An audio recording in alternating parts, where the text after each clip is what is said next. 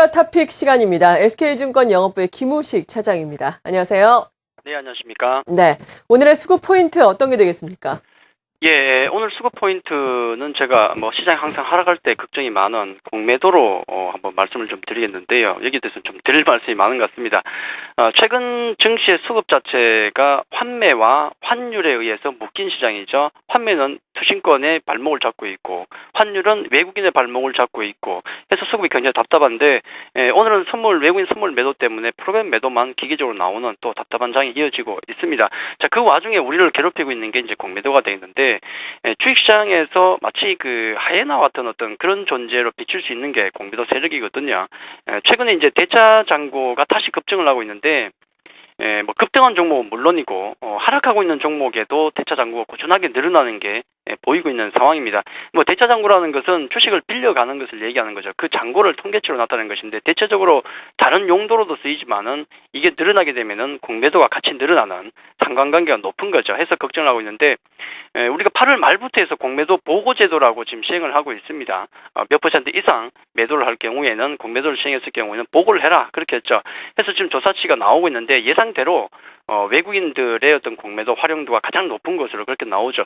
보고자의 거의 한 76% 정도가 외국계 기관이더라 그렇게 나와 있습니다. 그래서 역시 외국인들이 공매도 활용을 가장 많이 하는구나 우리가 한 번 더 확인을 했고요.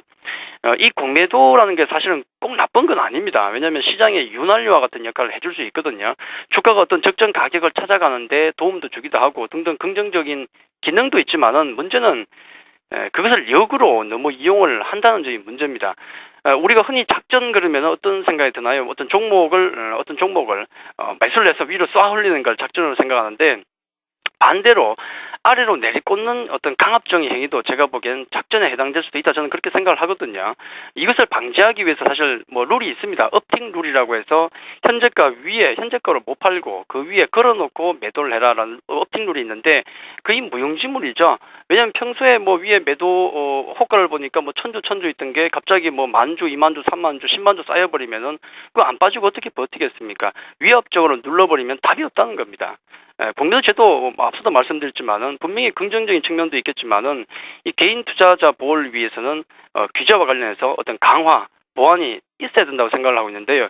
사실 이론적으로 본다 그러면은 공매도 세력들은 절대 주식 매수 세력을 이길 수는 없습니다. 이론적으로 볼 때. 왜냐하면 공매도 세력은 사실은 이익은 한정되어 있는데 손실은 안 되거든요. 이론적으로 볼 때. 그걸 중장기로 볼 때는 분명히 그런 흐름인데 문제는 단기적으로 볼 때는 이들 공매도 세력을 이기기가 힘들다는 겁니다. 힘으로 눌러버리는데 정상적인 가격에서 예를 들어서 한 20-30% 정도 언더슈팅 밑으로 쏴버리면은 어떤 개인이 버티겠습니까? 다 털려버리죠. 그러다가 나중에 쇼커버링 들어오면서 제자리를 가버리는 상황이 반복되고 있는 거죠. 그래서 현재 공매도 제도 같은 경우는 보고제도가 실용되고 있는데 실효성을 가지기 위해서는 역시 다 공실나는 공시제도 도입이 시급하다. 저는 개인적으로 그렇게 생각을 하고 있고요. 이번에 또 일부 증권사 같은 경우는 좀 규제를 받고 있는 것 같은데 무차익 공매도 우리는 커버드 쇼셀링밖에 안 되고 네이키드는 안 됩니다. 네이키드 안 되는데 여기에 대한 어떤 규제가 이번에 있는 것, 제재가 가해지는 것 같습니다. 분명히 이런 부분들은 강한 제재가 좀 필요하다는 말씀을 드리겠고 좀 아쉬운 부분은 현실적으로 볼 때는 제도가 미비하기 때문에 어떤 공매도에 대한 개인 투자자 같은 대응 같은 경우는 둘 중에 하나입니다. 빨리 피하든지 아니면 그 종목에 대한 공부를 많이 해서 버티든지 둘밖에 없는데 향후에 분명히 이 부분에 대해서는 공매도 제도에 대해서는 보완이 필요한 부분이 아닌가 그 부분을 꼭 말씀드리고 싶습니다. 네. 이어서 오늘 외국인과 기관의 수급 통계항 각각 알아보겠는데 외국인 오늘은 관망을 하고 있습니다. 하지만 어제 3,100억 원이 넘게 순매도를 하지 않았습니까? 어제의 순매도는 어떻게 보셨어요? 예, 환으로 봐야 되겠죠. 기관은 환매, 외국인은 환율에 좀 묶여있다 그렇게 보시는 게 맞는 것 같습니다. 역사적으로 볼 때 우리가 1,100원 정도의 환율이면은 거의 바닥이 아닐까라고 외국인도 생각을 하는 거죠. 주가도 오르다가 어느 정도 맥이 차면은 팔고 싶은 차익 욕구가 강한데 그런 지점에 단기적으로 외국인은 와 있다.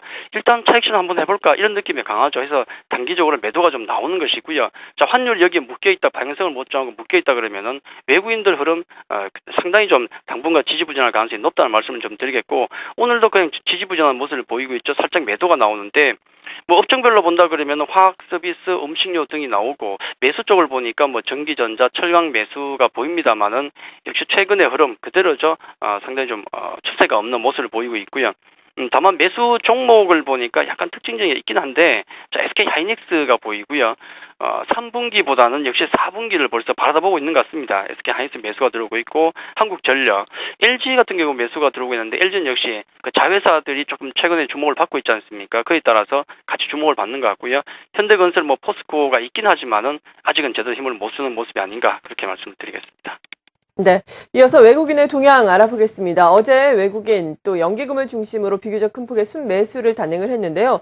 오늘은 좀 기관 역시 좀 네. 관망하는 분위기네요. 예, 기관들 같은 경우도 프로그램 매도밖에 없습니다. 지금 선물 매도 때문에 국가 지자체, 우정사업본부에서 매일 왔다 갔다 하니까 그쪽에서 한 1,000억 정도의 프로그램 매도가 나오고 있는데, 투신권, 연기금 자유롭게 살 수 있는 쪽은 연기금밖에 없죠. 투신권 같은 경우는 완전히 묶여 있습니다. 1900포인트에서 1950 사이에 완전히 묶여 있기 때문에 큰 기대를 걸기는 어렵다고 봐야 되겠고요. 오늘 매수 매도 종목을 보니까 역시 기관은 모멘텀 플레이다라는 생각이 드는 게, 운수 장비 매도가 나옵니다. 역시 자동차 쪽이겠죠. 어제 자동차 업종을 망가뜨렸던 세력은 외국인이 아니라 기관이었거든요. 자, 오늘도 운장비 매도가 좀 나오고 있고, 전기전자, 금융, 화학 등등 매도가 나오고 있고, 반면에 통신, 의약품, 음식료 정도가 매수가 들어오고 있는데, 매수 종목을 보더라도 어떤 그런 분위기가 방어적인 느낌이 상당히 강한데, 일단 LG전자 어제 실적 선방했지 않습니까? LG전자 매수가 여전히 들어오는 것 같고요.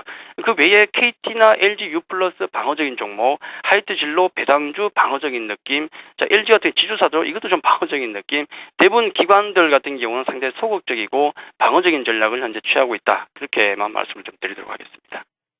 네. 그리고 수급의 포인트를 맞춘 투자 전략은 역시나 실적 호전주에 초점을 맞추자라는 거겠죠? 예, 여전히 추세 매매는 기존에 강했었던 그 실적 우량 개별주들 있지 않습니까? 코스닥 쪽이든 아니면 다른 거래소도 마찬가지고 실적 우량 개별주들 최근에 계속 이끌어왔었던 그쪽의 추세 매매, 순환매는 계속 가능할 것이다. 그렇게 좀 보고 있고요. 다만 또 두 가지 전략 중 하나는 대형주가 급락 시에만 관심을 가지자라고 계속 말씀을 드렸는데, 단기 매매는 가능하다는 거죠. 오늘 걸리는 것은, 어제와 오늘 사이에 걸리는 것은 역시 자동차주 쪽이 너무 무리하게 단기적으로 밀린 게 아닌가, 개인적인 생각입니다. 저는 그렇게 생각을 하고 있거든요.